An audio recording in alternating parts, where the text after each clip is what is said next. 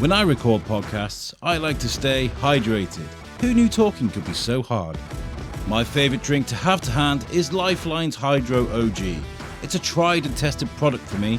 It helped me and my team complete a 24-hour podcast, giving us the edge that we needed to get over the finish line. So whether you're at the gym, on a bike ride, or just trying to get over that night before, Lifeline's Hydro OG has got your back.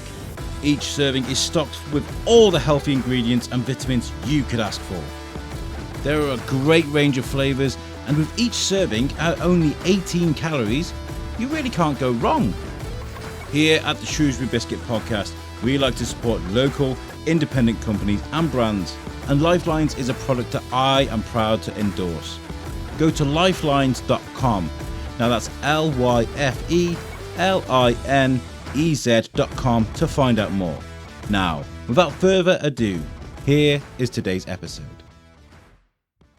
I'm at Netley Hall today, and as promised, we're going to be finding out about the amazing things that's been going on in the kitchen with Chris Burt and Liam Tinsley.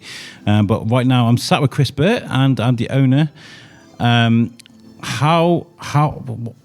was your name again? Sorry. Harrison. Yeah.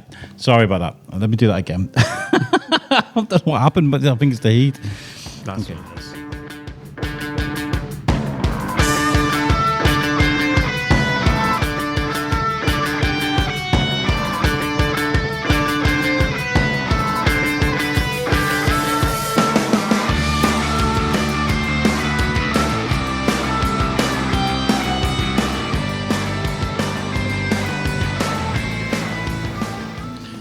Hi guys, and welcome to the shoot. I'm going to keep that bit in, actually. I'm just going to carry on going. We're at Netley Hall today.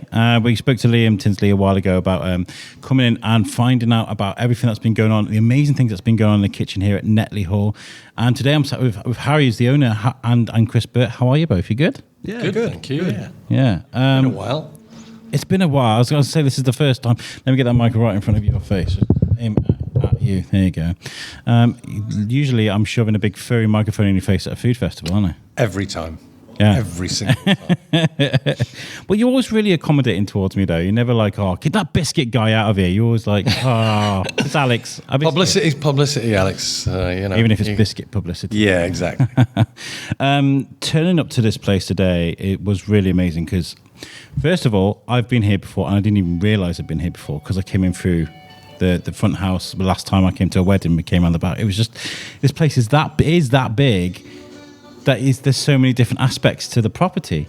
But when I first moved, come up to the front of the building, the fact that I wasn't greeted by Liam Neeson, Catherine Zeta-Jones, and Owen Wilson, if you know your movie. You came on the wrong day. Yeah. We're working on it. Yes. How difficult is it to run something this big to keep everything going? We keep busy. I'm sure you do. There's a good team, good group of people here, and everyone's committed to the task. Amazing. And has this always been predominantly sort of a wedding venue, or has there been lots of other things going on as well here? For the last sort of 10 years, it's been building into a wedding venue. It's only the last 5 years that it's become a full-time business. And weddings. I say we opened the restaurant and hotel on the 20th of March 2020. The same day Boris, in his infinite wisdom, told us we were all to spend the next few weeks at home while the storm blew over and it'll all be okay. Yeah, and then 2 years later. It wasn't. Here we are, and it's been a tumultuous journey, but we've found our feet. We're in the right place. Yeah. Say with Chris, Liam, the team, it's heading in the right direction now. I launched a podcast in April 2020. It was this amazing idea of building a bridge across the Atlantic and speaking to people from America because of the little subtle differences in our language and stuff. That was a podcast, and I felt the stress. This is a huge place with lots of potential, and you had to do a ready, steady stop. That must have been horrendous for you. It was... I think, like everyone, it sort of took us by surprise. We'd spent the previous 3 or 4 months bringing the team together, training, preparing, getting everything ready to go, and then quite literally on our opening night, we found out it was our closing night, as it were, for at least a period of time. So But we developed over the lockdown process and did delivery services and various other bits, more to keep the team occupied and busy through the process. Yeah. And I think the key word is you adapted. Yes. You adapted to survive. And we were fortunate enough that events, weddings, etc., we moved forward, and when it came to the grand reopening in 2021 around June. As soon as you can get more than like 8 people to a wedding. Yeah. Yeah, there was a few. We were in the Shropshire Star at some point in December, I think, of 21, and a couple came to us about 4 days before they were hoping to get married, saying, "Can it be done?" And the lockdown was due to, I think, start on the 5th of December. And they came to us, and 3 days later we were hosting their wedding for 30 people, socially distanced in a big room, but it was their special day, and they loved it. Amazing. And preparing for because I was chatting to Liam, and he's like, you've done a lot of work here to make this place look as good as it is. How has that been as a process? I think it's quite a strange one for myself. I'm fortunate enough I've spent the last 20 years growing up here. It was my childhood home. So still strange to see people walking around in their dressing gowns. But I think it's a process that sort of took, even behind the scenes, before we even knew what we were doing. It's happened over the last 10 years or so, and it's only in the last few years we really dedicated to building to what we're doing now. But the reality is this place was built in 1858 with this in mind, with hosting people and events and celebrations. From the outside looking in is a lot easier than from the inside looking out, right? Because I mean, like when you put a wedding venue together, the people want it perfect. They want those Instagram shots, the photography. They want it to pop. And so, like you, from looking from the inside outward, did you have to get people in to just look at it from somewhere a perspective where they haven't lived here for 20 years? Does that make sense? I think that one of the things I say to most couples, most people I meet, as I walk around the venue and tell you about it, sometimes I'm the best person to speak to you about it, but sometimes I'm the worst because I don't necessarily appreciate some of the beautiful features or how lucky we are sometimes, having run around these halls as a 5-year-old. Yeah. He doesn't come to work in the morning and go, wow. Whereas I still do. Yeah. And Liam does. But you don't. You look at it in a far different way than we do. I think I was listening to one of Burt Kreischer's podcasts last night. Two Bears, One Cave, amazing podcast, and they were talking about going from nothing to having a little bit of something, and then realizing we just live, right? You get used to these grand things that we have.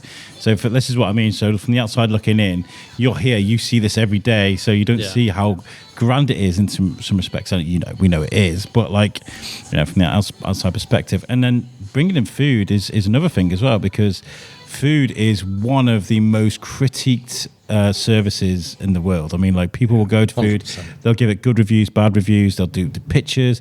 If it's terrible, they're making absolute massive noise about things. So did that add a lot of pressure for you to bring that in? I think definitely. I knew we were opening up a whole new can of worms, as it were. We'd been doing accommodation for some time, but like you say, I think food was something we didn't quite appreciate at the time, but we knew we were getting to something. It was uncharted territory. And I say, even now, a few years down the line, we're still learning things, we're still growing and totally open to change. But it's something that we were passionate about doing. And I think if you're passionate about doing it, go ahead, do it. And as long as you give it your all day in, day out, it's going to go the right way. And a lot of food's flair and personality comes from the kitchen staff and the chefs. How much of a task was it to find the right chef for the right job? Or have you found it yet? Yeah, I'll let you know when we find him. It's again definitely been a journey, but I think we've been really fortunate with where we ended up now. Yeah, fantastic team. And of course, I'm hinting at Chris Burt here, who's sat opposite me. And I've spoke to you before. I spoke to you about your past Mitten and Mermaid and the things that you've done. Yeah, and the peach tree went this week. It's been saved. Well, yeah, kinda. But it's not going to be the peach tree anymore. And that's such a great venue. And they've been really supportive of the peach tree, actually. I mean, It sounds daft, but they like and share. They've liked and shared a few of my posts, and sometimes that's all the support I need to know that them to know that I exist. Do you know what I mean? But to come to a place like this, how does it compare? It's amazing. Like I said, I still pinch myself when I come to work in the mornings, and so does Liam, because you just look at this place and think, wow, you know? And it's unique, it's special, and it changes my mindset the second I walk in the door. I was going to say, does it change the way you do things? Actually, if I'm honest, I think it puts you more, and this is important as a chef, it puts you more in tune with the seasons. Because there's 165 acres out there that I could look at every day, and you still feel inspired by it. Like this afternoon, for instance, we had some ladies in for lunch. They used to come to the Mitten, they used to come to the Peach Tree, they wanted to chat to me. They came for the Chris Burt experience. Yeah, anyway. But I showed the ladies round. They were just blown away. I took them down by the lakes, I took them over to Hope Edwards, just walked them around the grounds. And they were just as amazed as I still am. Yeah, you know. And does that add flair to your food? Then does that mean like? I think so. Because you've been able to like design your own thing and go run with it, right? Yeah. I guess that's the kind of license that you've had of it all. Yeah, for sure. And that's something that I've done for years and years and years, and it never ever gets old. I never get tired of it. You can always innovate.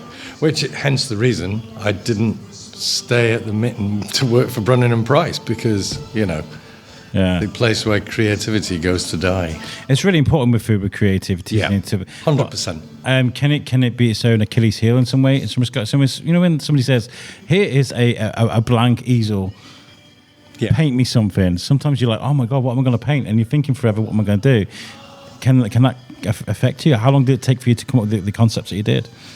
Not long, because Liam and I are quite similar as much as we both are inspired by some of the most innocuous things, be it, but it all translates to food. So be it music, be it painting, be it some evening that you had out somewhere. It's just the little things that inspire. And certainly music is a big part and still inspires me. Yeah. I like the idea of food and music. Yeah, it does, doesn't it? It's all about the atmosphere, right? Creating the right atmosphere, and if you're going to create food for jazz as opposed to food for rock and roll, I think it would taste completely different. Yeah, exactly. It makes a lot of sense now you say it. Yeah. Has there been a bit of trial and error with your menu and putting it together? How does that work? Not overly. I think with anything new that you bring together, there's going to be certain things you bring, and like you say, you innovate, and some things work and are fantastic and exciting, and other things you bring out and decide, right, I'm going to improve that, I'm going to change it. Yeah. So you're constantly willing to adapt and change. Yeah, and that's what it is. What might work in one venue doesn't necessarily work in another venue, and it's really about weighing up the demographic of the customers that you've actually got coming through the door. And the customers that we get here are very different to the ones from the Mitten and Mermaid. Not massively different, but hugely different from people that go to Shrewsbury Food Festival or at the Peachtree, for instance. I was chatting to Liam, and I think it's a nice thing to say that here you can get food from a different world delivered to you from people just like you and me. Yeah. It's a nice experience to be able to come and get a double rosette winning performance with food in an amazing estate like this by people that are grounded and down to earth. Yeah, absolutely. There's no delusions of grandeur here at all, and I think that's great. Harry's great because he really, really is grounded, and that's magical for us because he's a realist. Yeah. I think that makes it more universal for people to come in and enjoy it. Anybody can come here and enjoy this amazing food. Yeah, and not feel intimidated. Yeah. I interviewed a guy called Franco from Pueblo Artisan Foods. He's from Argentina, and he moved to Shrewsbury just by reading about Charles Darwin. Found out that he was from Shrewsbury and was like, "That'll do. I want to move there." So with him and his British wife, they moved here and they started making a traditional Argentinian food, but I feel like it doesn't matter where you're from in the world. Food is a gatherer of people, right? It brings people in. And I was talking about, you know, quintessential British foods, your bangers and mash, and your shepherd's pie, and your things that are like just bring warmth when you come in. You know, cold night you come in. What's better than a shepherd's pie, and you know, just to add that warmth? Is there any of that traditional food incorporated into your food? There are. We do have elements. Obviously, you know, it's a Sunday. You're gonna have jam roly poly. You know? Yeah. We still do the best roast in Shropshire. I think. Definitely. 100%. I think one of the important things, and we've sat down and had discussions, is that we want to take, you know, typical food and just elevate it. And give it a twist. That's it. Rather than having something that you read and you don't understand the menu, and so it's not approachable. You want to look at it and go and imagine what's going to come in front of you, and then when it does get there, you're blown away. But it's even more than what you expected it to be. It's exceeded the expectations. That's it. It's a twist on something more traditional. I think for me, a guy who grew up in a council estate in Wrexham, like I'm a guy that Are you Welsh? No, I'm not, which made it even worse. I was going to say, sorry about yesterday. No. They'd always be like, "Where's that English kid? Where is he? Grab him! Let's beat him to death with a rugby ball." No, as a guy who grew up, you know, the way I did, sometimes, you know, you look at a menu and it's words you don't understand, and it can be quite intimidating. But there's also an added a bit of adventure. Let's try something new, you know, and let's. What is this thing? I was I've recently found out mainly because of Liam and Darren from Gin Different and things we've been doing, that I can handle really hot food. So now I can go to an Indian and be like, I'm going to try Madras, I'm going to try Vindaloo, and now I know this, and that's because I took that leap of faith in trying new things, and I think that's really important to do. And would you encourage that from people that come here? 100%. The easiest way to get them to eat something that, let's say, Liam or I want to cook, is make it sound as simple as possible. Yeah. You don't have to tell them everything that's in it, because that's going to be the wow factor. Like Harrison said, that's where you exceed their expectations. Yeah. You know, and it is nice elevating classics to something new. Have you seen examples of people that have come here and gone, "Oh my God, I didn't realise it was going to be that nice," or, you know, that I've tried? Yeah, I'm sure you do. Yeah, I mean, I've been here five months now. Liam's been here 3 months. Yeah. And we've seen that. I mean, it's been a great response. And as an Uber owner, are you happy with the response to food? Definitely. That wasn't a criticism. Are you happy? Now's your time. Say it publicly. Do it. I think the most important thing is, are the customers happy? And I think they speak for themselves. Customer is king. Absolutely. And it's providing to them, you know, what they want, and like you say, to an extent, taking them a little bit out of their comfort zone or exceeding expectations, sort of drawing them in and then giving them something even more that they go away and they talk about and they can't forget. But I think it pays dividends that you know, these guys here, Chris and Liam, they've had, for the most part, within reason, for the most part, freedom with the menu, and it's a very active specials board, etc. So they've got creative freedom to constantly keep the menu changing, updating, and innovating frequently. Yeah, it must feel horrible. We'll get Liam in a minute, but like as a chef, if you had someone a bit overpowering and being like, I want nibbles, or I want this, or I want that, I want steak. It's all got to be steak. Like, it must be really horrible to be that constrained. But the thing is, we have all those things. Yeah. But you've also got to stand apart from other restaurants. Yeah. And the only way you can do that is just to carry on creating. Honestly, it's still a fascinating process to me now. My thought process, if I was to actually write down my thought process for a specific dish, you'd go, what? Is he crazy? Yeah. But it's absolutely true, and he's exactly the same, you know? I mean, Liam's worked for me for about, I don't know, 17 years now. He's not here at the moment. He's in the background listening. What's the appeal? Years. What do you see in him? I mean, come on. I don't know. I tell you what, after 17 years, I'm still trying to find... Stop swearing, you. Stop. I'm joking. I'm still trying to find out. But yes, it is important. But those classics, they are very, very important as well, because, you know, you've got people that want to come in and have fish and chips, that want a steak or a pie, but make it the best that you possibly can. Yeah. Or make it unusual. Yeah. That doesn't make it not appealing. You know, you're just offering them a creative alternative. And I guess with a venue like this, with so many opportunities to wow people that want to come in and be catered in different ways, you can do that, because obviously you've got 2 different kitchens and 2 different places. So if you wanted to do a Mexican night, or you wanted to do this, that, and the other, you've got 2 world-class chefs, and you can just mix it up just for 1 or 2 nights. You know? I mean, that's the great thing about here, is the 2 kitchens, because they couldn't be more different. Yeah. However, the standard is the same.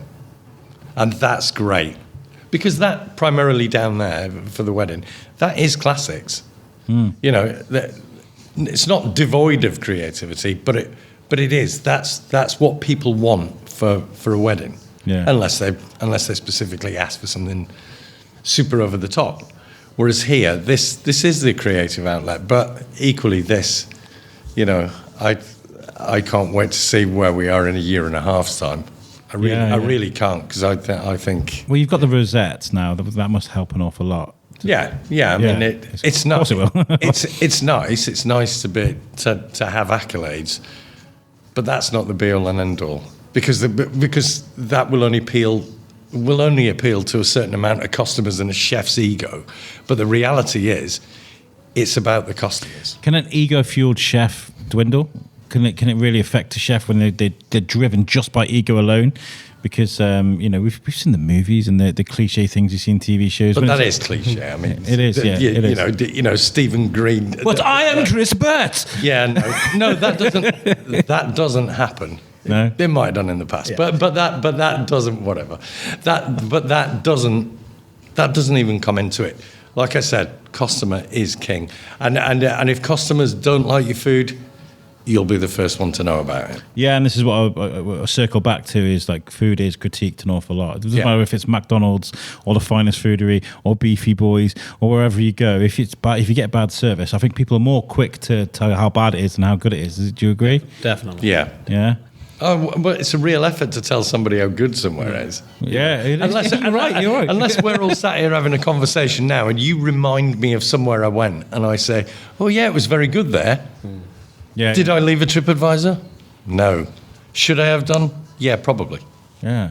I can never get a gauge on how many tickets we sell to things with the Shrewsbury Biscuit, and whether like people listening to the show will go to come here and have food because they've heard this on the Shrewsbury Biscuit and stuff. And you guys never get in touch with me to tell me, but I know that you're listening because I see the figures, right? So if you do come here to try food, I'd like to hear about it. I want to know if you enjoyed it, whether it's good or whether it's bad, because I feel like it's important to know that. Absolutely. And as a chef, do you feel like the negative feedback is just as good as the positive? I think it's more important. Yeah. I think it's more important. How can you improve if you don't know? Yeah, because as chefs, we always go with the intention of we are going to do the best that we possibly can. Otherwise, what's the point in being here?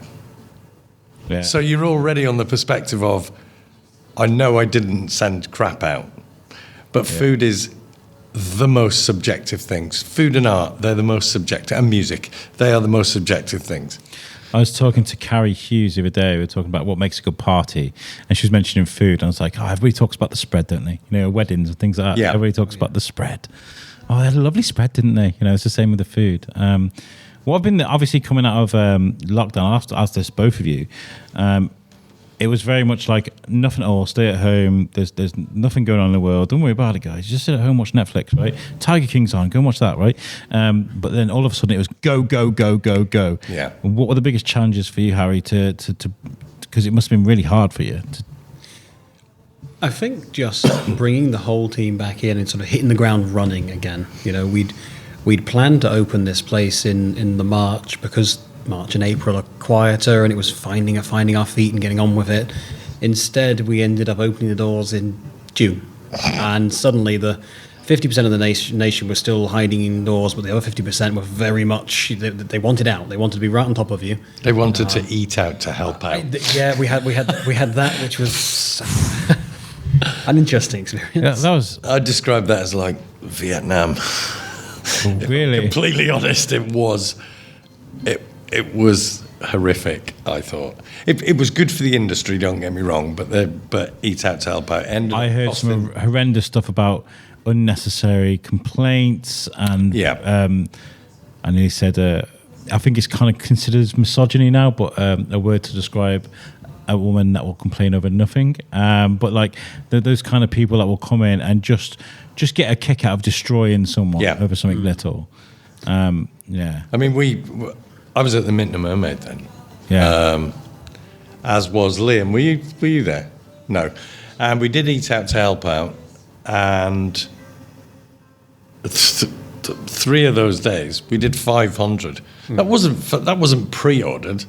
That was coming in, ordering off the menu, and it was just relentless. And it actually, I think that is what's contributed to so many chefs leaving the industry. People turned into monsters, like during lockdown and just afterwards. And this is what I mean, like challenges when it comes to, especially people that have been waiting 18 months to get married for like. That's a different kettle of fish altogether. We had an absolutely lovely couple who've now married and gone, and fantastic, still in touch. They've actually now even had their honeymoon with us. Oh, wonderful. But they were due to get married on the 25th of March 2020. Yeah. They were our first wedding to be cancelled. They had booked 2 years prior to that date. They'd planned ahead as it was, and they didn't end up getting married until about 3 months ago now. And so it ended up being a very, very long journey for them. And I know along the way, having got to know them very well over the time, there was moments where they were questioning whether they should go ahead and do it. Was this a sign to say don't? Well, actually, Phil, I don't like you. Maybe it was a God. I wonder how many of that happened. How much of that actually happened? Probably quite a lot. Being locked indoors for my wife. After quite a while. I remember I torn 2 ligaments in my ankle in the summer, and I was just sat at home with my foot up on a chair, with my wife just glaring at me like, "Just do something. You're still here." Like, she loves me and I love her. But I get there's got to be a lot of that about. I feel like I'm hearing more and more about what you guys are doing. Obviously, the rosettes kind of added a lot of momentum for you guys, I'm sure. Yeah, I mean, I don't want to keep going back to that because I know you guys don't do it for the awards. You do it for the food and the service. But like when you win an accolade like that, surely it must bring in more customers. It's nice to get the recognition. Yeah. Yes. To have an independent body come and say you're doing a fantastic job.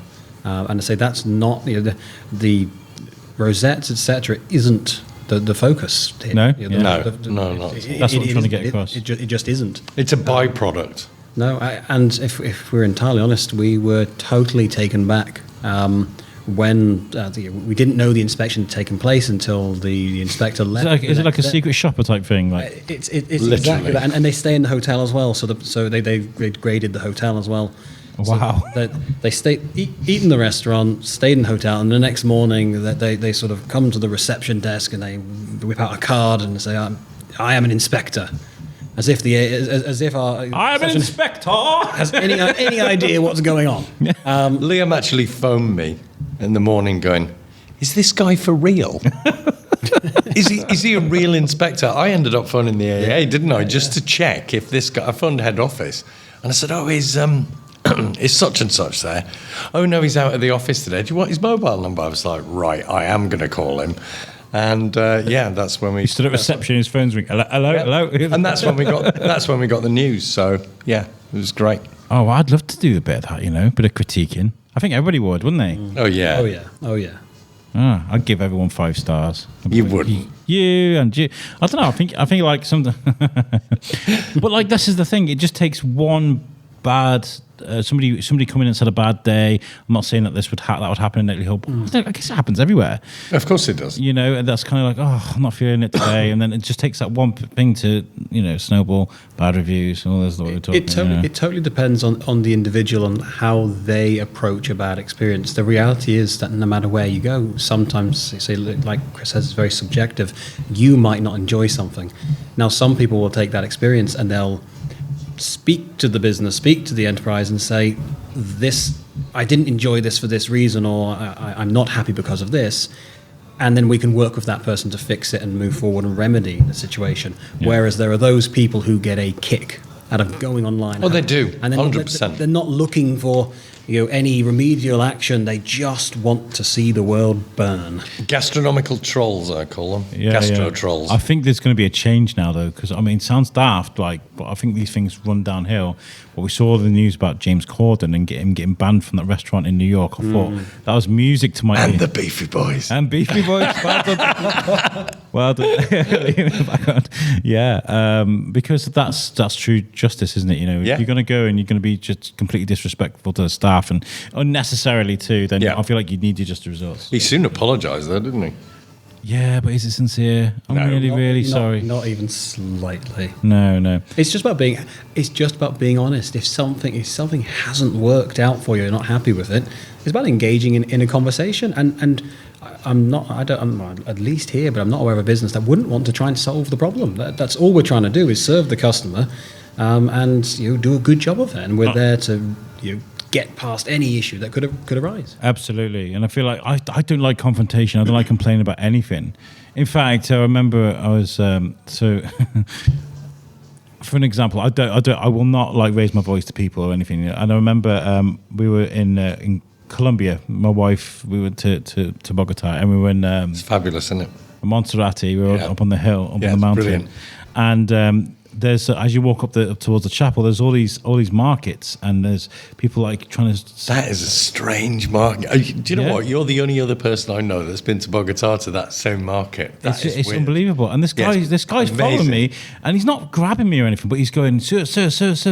I don't know much Spanish, and I turn around to him and I went, un momento, por favor. And I shout that in his face, and my wife had to push me back, and she was like, it's fine, we don't want your business. But he was just like. You've got to get me to that point to be able to. Oh, we need to talk about Colombia. We do. Yeah, that'd be really good. Cheers. Well, I want to say thank you today for letting me come and film. We've made a vlog because I want to show you how beautiful this place is and how nice the staff is, how great the food is. Congratulations on getting it up and running finally, and I hope it continues to shine. Chris, what I want you to do is, why should people come here for your food? I want you to tell listeners, why should they come here? Specifically, sell it to them. Sell it to them. That's what I've been doing for the last 35 years. I shouldn't have to sell it to them. The truth is... Because I am Chris Burt. There we go. No, I think genuinely people should come here. The food is excellent.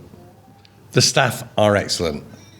The venue will blow them away. Yeah. Absolutely blow them away. The minute they come up that front drive, they will be 100% blown away. Whether it's summer, spring, autumn, winter, it always is that beautiful. Lobby, that main lobby area is insane. Stunning. And symmetry. This place is full of symmetry. Yeah. I can't believe I'm filming bits as I'm coming down the stairs, and everything lines up symmetrically, beautifully, and even the swimming pool. There's the pillars that all meet up in the corners of the. I was just like, what's going on? I feel like I'm walking into a Hitchcock movie or something. But that's why people should come. Yeah. The quality of everything is there. We just want them to come and see for themselves how beautiful it is, and explore the gardens. Have a walk around the lakes. Have a walk in the woods, and just explore. It's beautiful. Yeah. It's a good day out for the family. Come on a Sunday lunch. Have a lovely Sunday lunch, and go and walk it off. There's plenty of acres out there to walk, isn't there? Yeah. There's 6 lakes on site, 2 woodland areas. There's 165 acres, totally open to the public to walk around. To say it's and to elaborate on what Chris was saying on why to come here, it's the decades and decades of chef experience we have here, the more than century and a half this building being here. It's the experience all coming together to hopefully create culinary masterpieces, as it were, the experience. An experience, yeah. Yeah, that's what I was going to say. It's definitely experience. Well, I know we're running short on time. I know Liam wants to get me out of here before you guys start serving at 6 o'clock. I mean, I know you're doing a great job making me some food, bless you. But I know you've got a separate social media account for the Clocktower, haven't you? Yes. At Netley Hall. So we've got Clocktower, we've got Netley Hall, and Netley Hall Weddings. That's it. Okay, so if people wanted to find out more about the Clocktower specifically as a restaurant, just go to Facebook, put in the Clocktower, and you'll see 3 or 4 posts a week, relating to various things that either myself or Liam are doing, or maybe something just as simple as, there you go, guys, there's a Sunday lunch menu. Here's some of the things that we do. And by the way, look how amazing this place is. Absolutely. Well, thank you so much for your time. Thank you, Chris. Pleasure. I know you've got work to do today.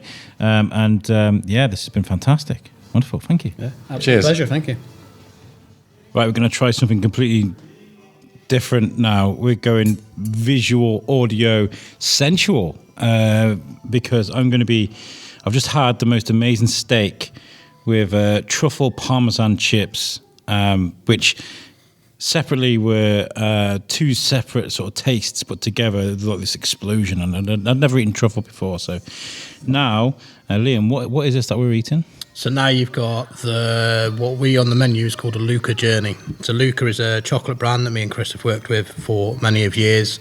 And there's 3 different types of Luca chocolate there. So the Luca chocolate ring you've got is a Macondo, which is 65% chocolate. The Rocher that you've got next to it there, the dark chocolate there is 69% chocolate. And the little tart you've got is their white chocolate, which is made with panela and so raw sugar. There's no actual added sugar to any of these. Oh, wow, okay. And underneath that's a little lemon curd. So... best way to eat this then? Just dig in. Okay, so I'm cutting into the... Wow, that's thick. That's really thick. That's thick with 2 C's, that is. Thick. That's Nicki Minaj thick. Yeah. Okay. And then it goes. Now, I don't like eating on the podcast, but I feel like it's good to get the reaction. And Liam can sort of talk while my face is exploding. So that little concoction you've got there is the lemon curd and the 65% milk chocolate. Oh my God. What? Oh my God. So explain what's going on in your mouth now. So I tasted it. I tasted the chocolate and then the lemon curd. And then the chocolate just sort of like exploded. It kind of, the taste went on and on and on and on and on and on. Oh my God, that was amazing. Well, I've never explored food like this, like in a way that every single little bite is an experience. Yeah. So the idea, so when we plan our dishes, the idea really is each an individual ingredient stands its own. But when they're mixed together, it's like a full-on explosion in the mouth of all these different flavours that work. So lemon and raspberry always works. Raspberry and chocolate always works. Chocolate and lemon work. So put them all together, and you get the citrus from the acid and that cutting through the fat in the chocolate, and the raspberry bringing another side to it, which is a bit sweeter and a new flavour as well. So this is the white chocolate. I've got a bit of raspberry now. So let's try that.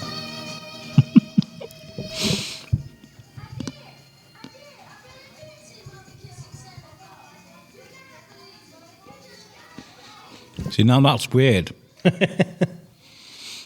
In what way? In the way that it almost feels savoury.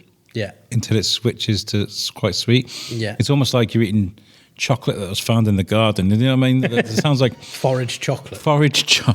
Look, Mama, look what I found. It's a truffle. Right next to the thyme tree. Yeah. That was interesting because I did the raspberry in there.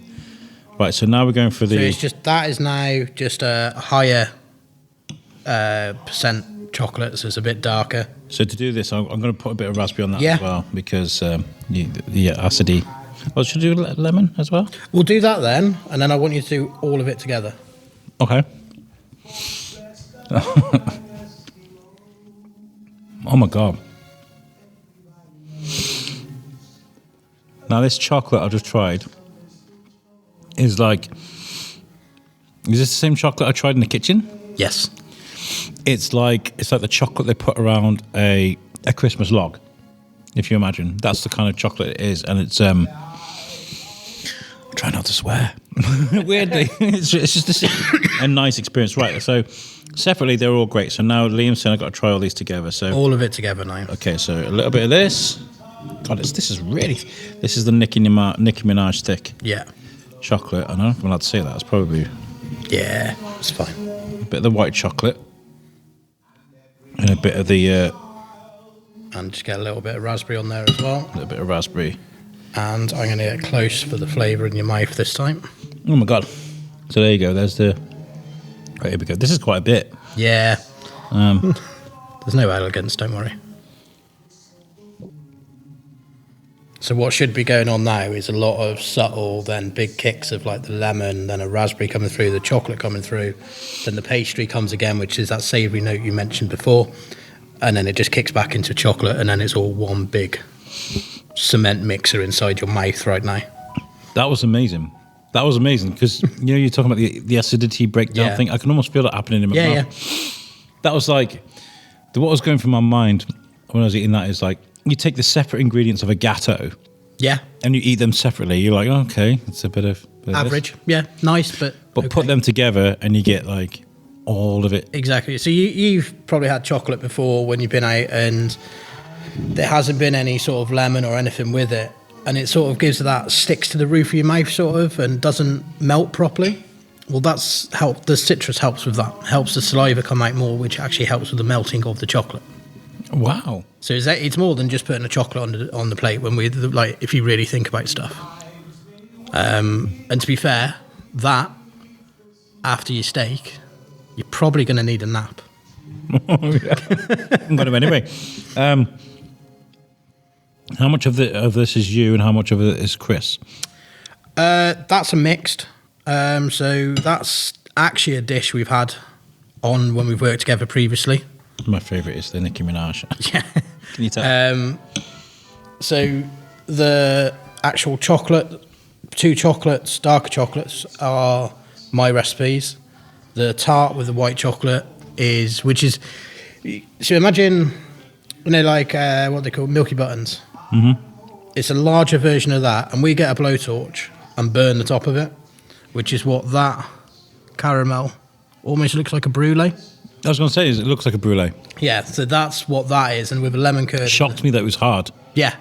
So I was like, what's going on in here? Yeah, so we sort of brulee that, essentially. Let's just call it a brulee because it'll be easier for people to understand. It makes the chocolate on top almost look like a fried egg. Yeah. Just doesn't it? I don't think a fried egg would have the same effect with chocolate, though. No.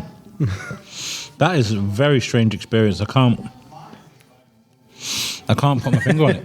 But this is what we want as well. We don't want everything to be simple, and you got to have a bit of fun with it as well. The fact that you're not 100% sure on it, that's okay.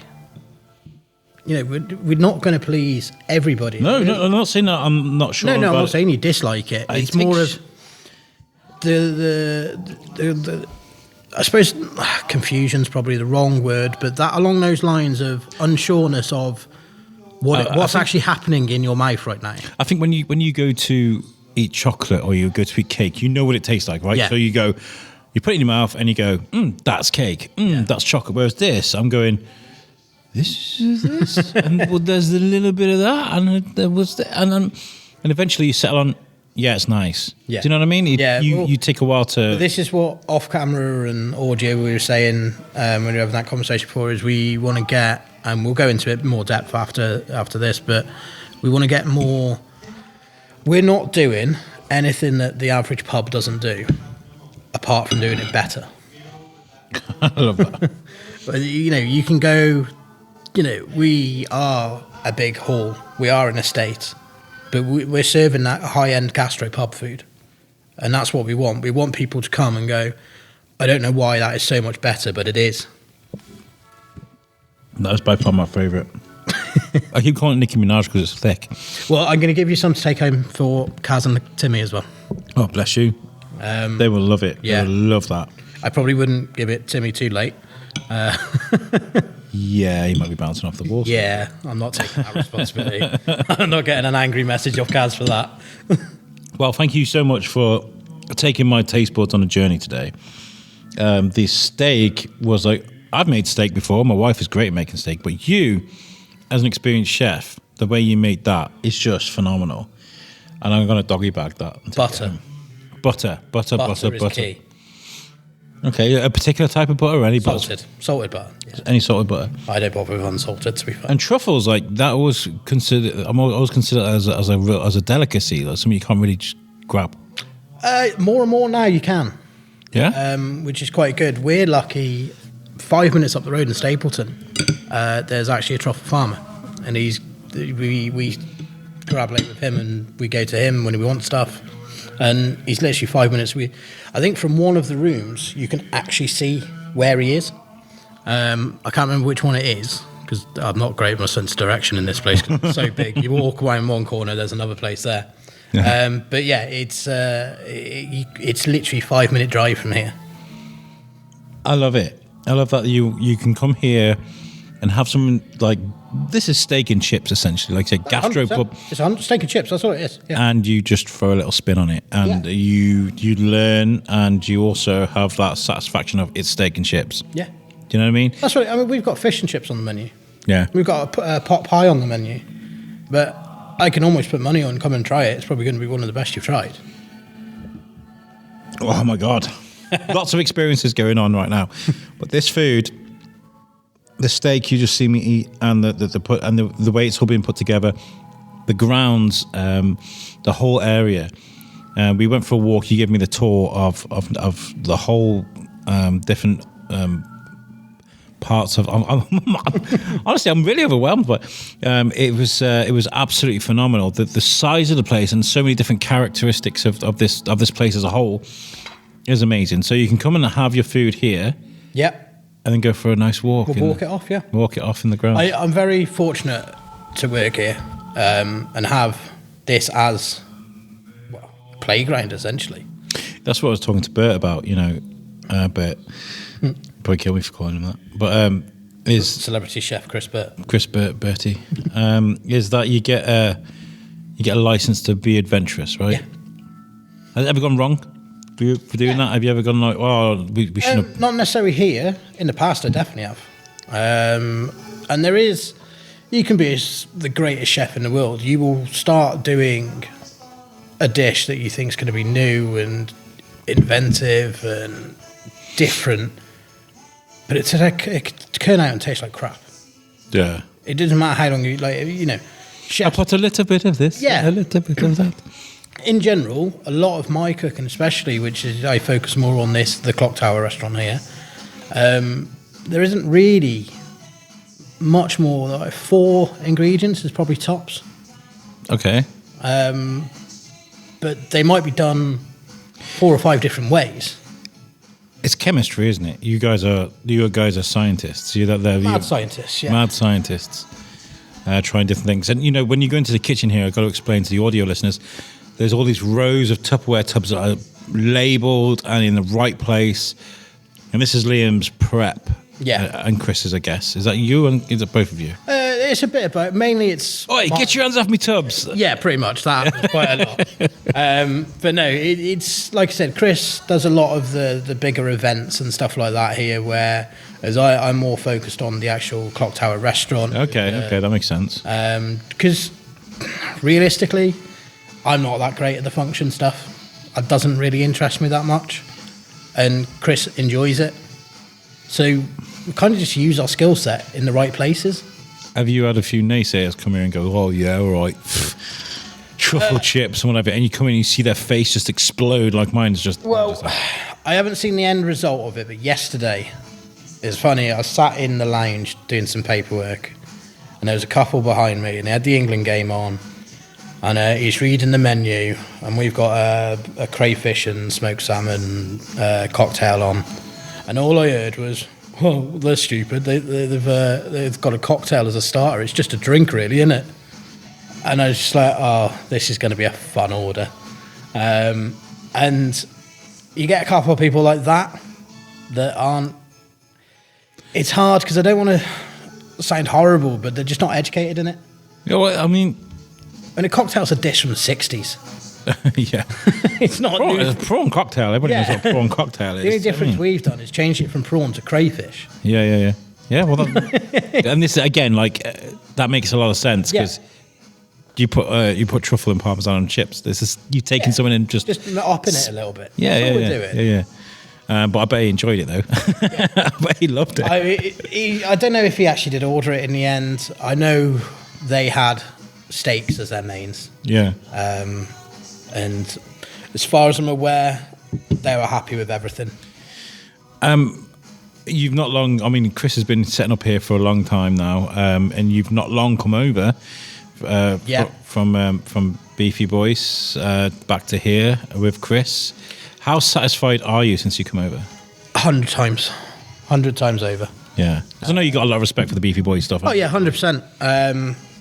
And towards the end, I think it was more of they're going in one direction, which I wasn't suited for. So I wasn't essentially happy with what they can do. I've got more of a creative and essentially...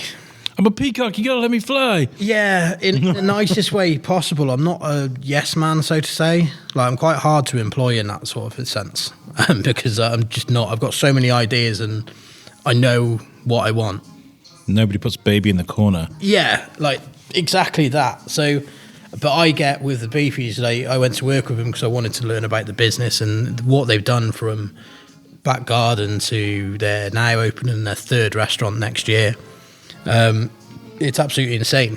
Like I know, just the turnover in numbers that they do. Yeah. Is phenomenal. Well, we tried to book in there a few weeks ago, and they were like, "We got nothing in," and I was like, "What?" Yeah. No. What about this day? No. What about no? Yeah. I mean, I'll never knock the place. We left because I wasn't fitted for it anymore. You got a bit of experience in one of the best burger joints in the UK. No, yeah, definitely. I did a year there.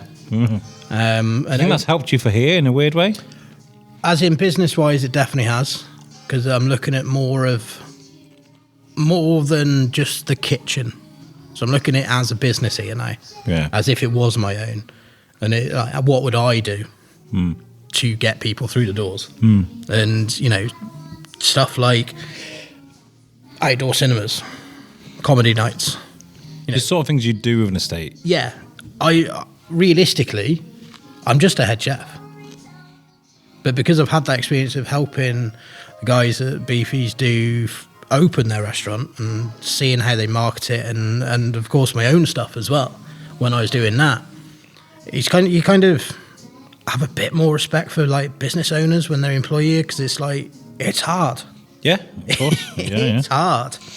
It's good that you got someone like Harrison who's got a lot of respect for you and Chris, and he will give you the space that you need to grow. Yeah, he's young and ambitious as well, and you know he's not the sort of guy who just wants it just to tick over. He wants to be the best. He wants to have this place packed, which is exactly the same mentality me and Chris have got. Like, I won't be happy until I'm fully booked every night here. And how's it going so far? It's building up now. It's a really hard month. Really hard month, in like not just in this in here, like the trade itself and just living in general is hard in November, October, November time. You've really got to watch what you spend in. You haven't got as much going on because of the weather's changing. People aren't exactly the happiest, especially not in November, because it's that in between where it's not Halloween anymore, so there's nothing going. Oh yeah, I get you. Yeah, in between seasons. Yeah, we've had bonfire night. That was a day. Okay, next big thing. Oh, it's Christmas, so we're just left with cold, soggy grinds. I was at Drawn at the weekend, and I was talking to Jazz from Happy Days Jewelry. She's amazing, and I was saying, like, I can't just jump into Christmas. I've got to slowly get there. Yeah, you know, I can't just be like, and it's Christmas. Blah, blah, blah, blah. You know, I think it helps that you gradually see the decorations coming out and the things, and the adverts. Like with the Christmas adverts on TV, they don't. I mean, I've only just been watching TV recently because of I'm a Celebrity and the football. Yeah. I don't usually watch it, but then I noticed the gradualness of the TV adverts. They weren't just like subtle things now, isn't there? 1 in 7 is give it a week. It's going to be the opposite way round. Yeah, the little bear and all that sort of stuff. Well, I want to say a huge thank you to you and Chris, to Harrison as well, and the staff here at Netley Hall. Honestly, listeners, I've had more than 5-star service. I've had a guided tour around the building. I had my own meal made for me.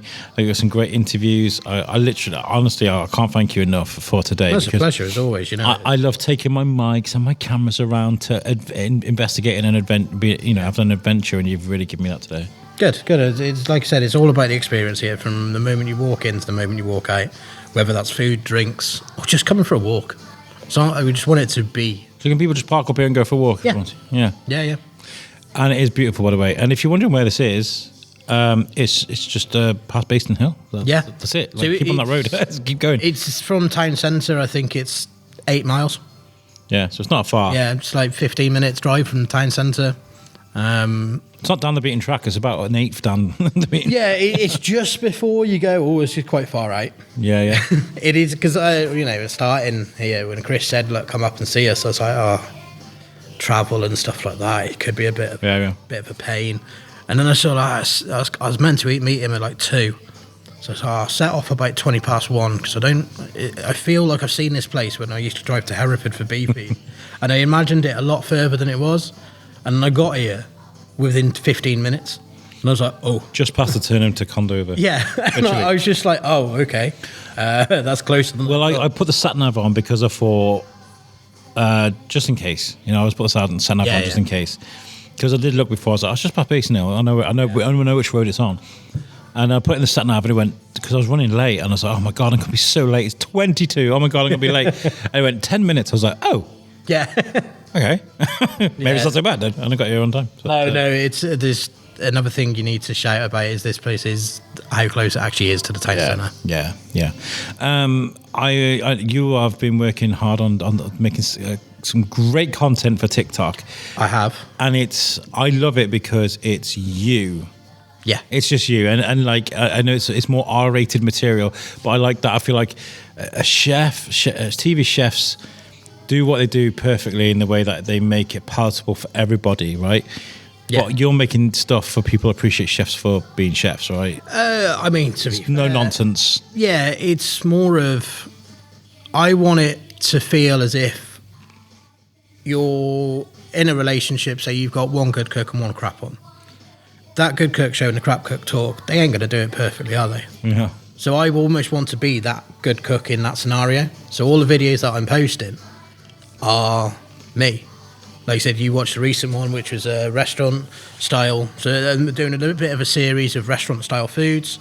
There is a bit in there that I used crushed peas with butter and onions and a little bit of mint through it.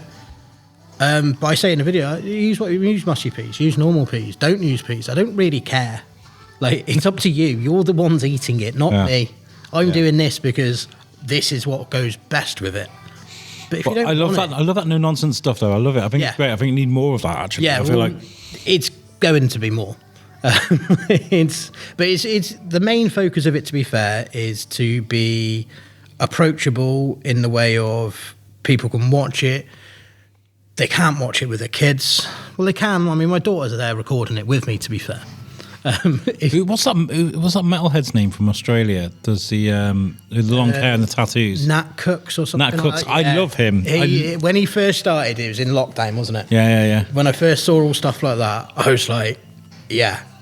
He's like, oh, you need a cup of flour. He goes, you don't need to measure, mate. Just a cup of flour, whatever. You just put it in, whatever. You don't need to mess about with it. And I love how he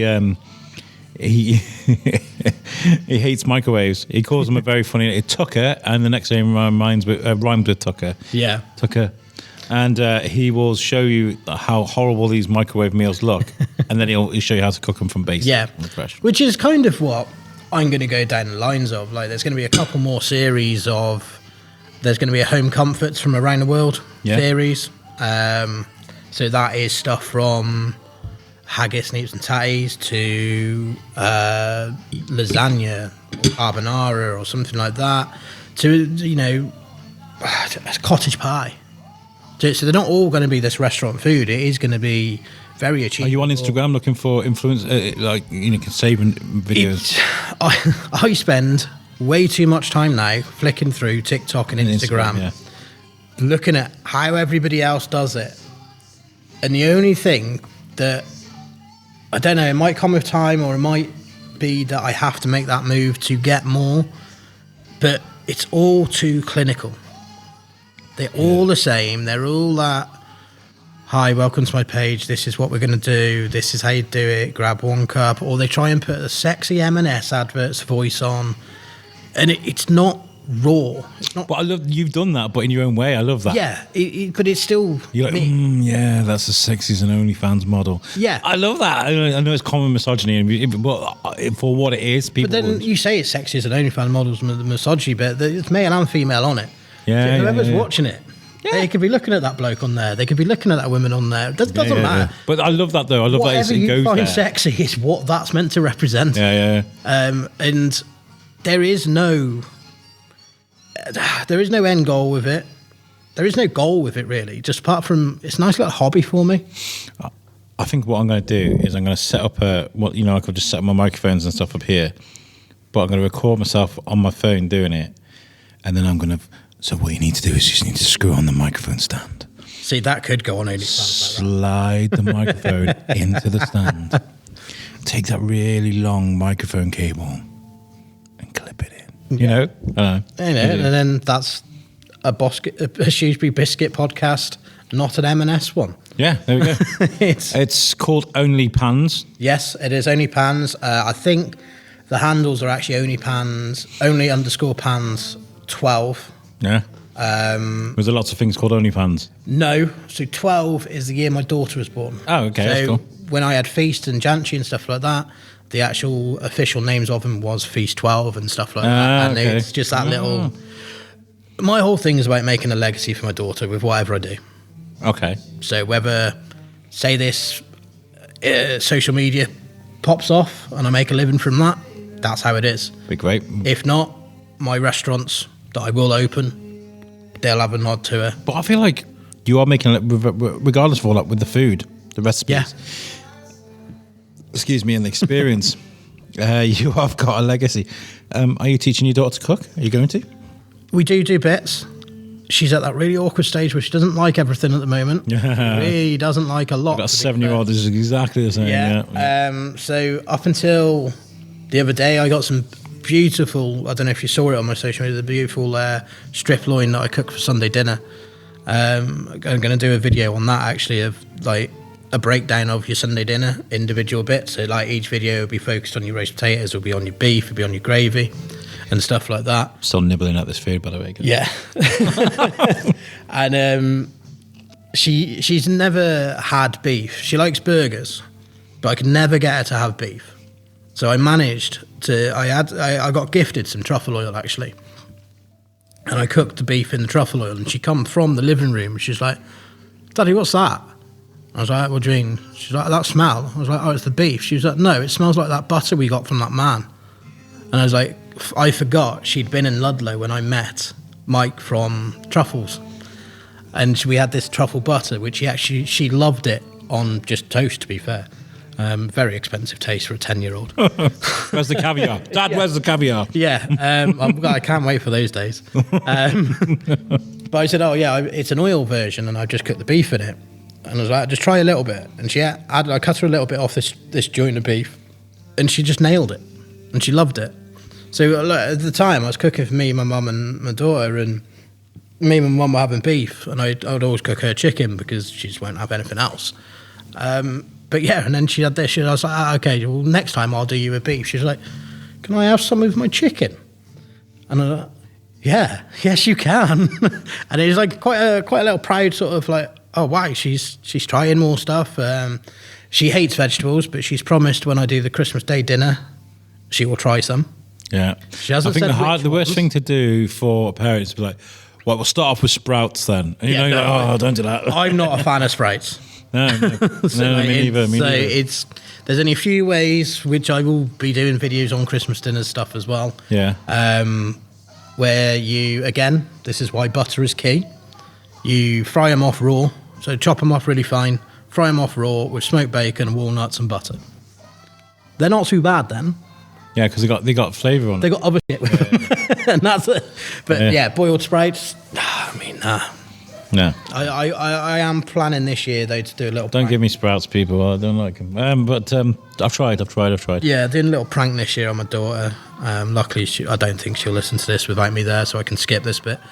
But I'm going to get some Sprites and dip them in chocolate and put them along with the chocolate that I normally make. Okay. And just... I've seen, yeah. Yeah, so I'm going to do that to my daughter just to see whether I... Get some little ones that are Lindor side. Yeah, no, that's what I'll be doing. Yeah, I'll peel them back for them. I'll go through the effort. Got to wrap them in a Lindor wrapper as well. Yeah, I mean, that's probably... I suppose I'll have to eat some Linds. So you got to do this. You got to commit, man. Yeah, okay. I'll do it. But yeah, I just want to annoy her really because we're at that cool stage now where we do these little pranks on each other and that, and it's really cool. We've got a good relationship. She helps with the filmings for the OnlyPans, and there's the bit where you actually see the fish and actually cooking is actually her holding the cameras and stuff like that. I wasn't going to get her involved with it at first because it's she comes to me. I've only got her 2 days a week, and I don't want it's almost like work for her. But she was actually really keen. She's got her. The guys from Risdon had actually got her own apron. Oh, nice. So she's like, I'm going to get my Risdon apron on. I'm going to help you record. I was like, signed. We'll do it. And there probably will be. She will be featuring in some of the videos as well, where we do a bit more child-friendly cooking. Yeah. But then there's lots to come. I mean, that's a good thing, though. How do you trust, a child with a sharp knife? Like, how do you do that? There is a way to teach children. There is a way of doing it. But also, you've got to take that fear of it's your child out of it.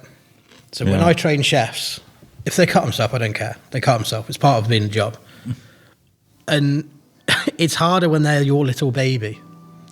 So when I first got her doing it, I was giving her a knife. I was like, oh, no, get her. And I was like, do you know what? I'm just going to teach you like I teach chefs, because it works. And she did cut herself. She cried. And I was like, did you get a plaster? I was like, okay. And then she got back to cutting. Yeah. So, so there's kind of don't worry too much. Yeah. In the same as that whole parenting as well, isn't it? If you worry too much, you're going to put yourself through hell. Yeah. Well, today's been fantastic, and listeners, I encourage you to come and give Netley Hall a chance. The food I've just tasted blew my mind, absolutely blew my mind, and I'm sure it will you too. So please give them a support on social media. There was the Clocktower restaurant at Netley Hall. There is the Netley Hall Facebook page, and there was also Netley Hall weddings. Give all them a like. It just really helps just to boost them up a bit. But thank you again to Liam for being so amazing today. Chris for making a cameo. The world famous Chris Burt, Celebrity chef. Shropshire's only celebrity chef. Great guy. And to Harrison as well. Sorry, I did not forget his name. What happened? You did. I'm going to leave it in as a funny... I'll put some circus music or something behind. I don't know. We're sat in front of a fire and I've hit record. And you know that moment where you suddenly realise it's really hot and you panic? That's kind of what happened, and it kind of threw everything out of existence. So thank you so much for understanding. Right, okay, guys, before we get out of here, I'm going to put this in now because you just have to put it in post. But we're building a brand new website with Web Orchard, state-of-the-art website. It looks amazing. They showed me an example, almost like a template of what my podcast could look like in a meeting, and I nearly cried. It looks amazing. So if you need a website, please make sure you check out Web Orchard. They're on Coton Hill. They're local, and they do amazing stuff. So yeah. Anyway, thank you so much for tuning in. Hope you enjoyed this rather special edition of the Shrewsbury Biscuit, and we'll catch you guys next time. Ciao. Peace out.